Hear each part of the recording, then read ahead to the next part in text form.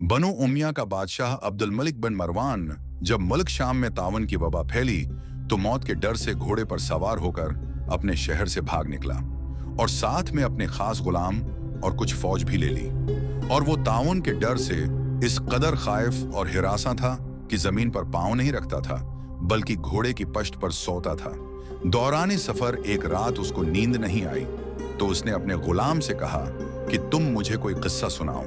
तो होशियार गुलाम ने बादशाह को नसीहत करने का मौका पाकर ये किस्सा सुनाया कि एक लोमड़ी अपनी जान की हिफाजत के लिए एक शेर की खिदमत गुजारी किया करती थी।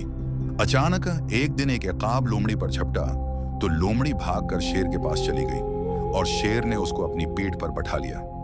इकाब दोबारा झपटा और लोमड़ी को शेर की पैठ पर से अपने चंगल में दबाकर उड़ गया। लोमड़ी चला चलाकर शेर से फरियाद करने लगी तो शेर ने कहा कि ए लोमड़ी, मैं जमीन पर रहने वाले दरंदों से तेरी हिफाजत कर सकता हूं लेकिन आसमान की तरफ से हमला करने वालों से मैं तुझे नहीं बचा सकता। यह किस्सा सुनकर अब्दुल मलिक बादशाह को बड़ी अबरत हासिल हुई और उसकी समझ में आ गया कि मेरी फौज उन दुश्मनों से तो मेरी हिफाजत कर सकती है जो जमीन पर रहते हैं, मगर जो बलाएं और वबाएं आसमान से मुझ पर हमला आवर हूं उनसे मुझको ना मेरी बादशाही बचा सकती है, ना मेरा खजाना और ना मेरा लश्कर मेरी हिफाजत कर सकता है। आसमानी बलाओं से बचाने वाला तो बजुज़ खुदा के और कोई नहीं हो सकता।